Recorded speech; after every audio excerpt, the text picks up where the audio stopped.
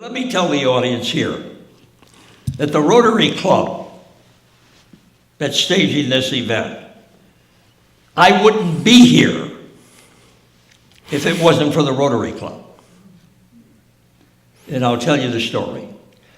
The Rotary Club opened a boys' club in 1939. They took an abandoned Y building, the Nordic Temple. The Y left that facility and built their new home on 4th Street. And they opened a boys' club in a building that had a pool, a gym, and a game room. And their idea was that it would offer what we call the other side of the tracks, the kids that couldn't afford the Y. It would give them a facility to enjoy a lot of activity. Now stop and think of the decision they made. I mean, they put themselves in a big responsible position to find a director and have the funds to guide that club along. And they did it. I mean, they opened that club, and that was our salvation. That was our second home. We lived there. And we had a fabulous director named Mr. Robert Clements, who ran the club for 6 years. He was not only a director for the club, but he was a teacher. He taught us teamwork, sportsmanship, and values. And he left the club in 1945 to operate a boys' club in Brooklyn. And then he moved to Harrisburg, Pennsylvania. And we missed him. So in 1951, it was a suggestion by Frank Morato and Joe Penabianco and talking to me, and they said, let's go visit Mr. Clements. Let's go surprise him. So I said, well, we'll make the call. So I called him. I said, Bob, we'd love to come and say hello to you. Oh, he said, we'd be delighted. Ro and I would be happy to see you.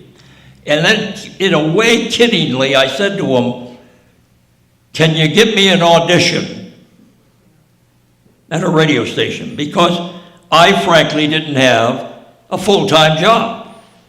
I was part-time at JTN, part-time, 10 minutes a night, part-time.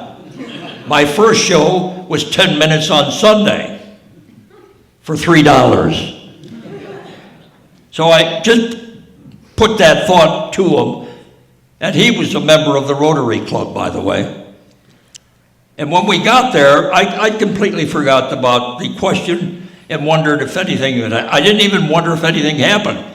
We sat down to dinner that night, and suddenly he said to me, Jim, I've got an audition for you tomorrow morning at WHGB. He says, I'll take you down. I've got to open the boys' club. You go to the audition, and then to get back home, take bus number so-and-so. So I did. Much to my surprise, they offered me the job that moment. I was literally, shocked. And I just thought, I've got a lot of things to do. I thought, my first thought was, I've got to tell Cy Goldman that I'm not going to do part-time any longer. Like a big deal, 2-week notice. And secondly, I had to find a place to live and make the arrangements. And ladies and gentlemen, let me tell you, Mr. Clemens said, you don't have to find a place. You're living with us.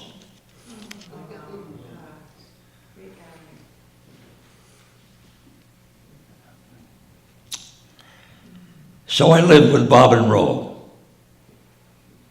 for a year and a half.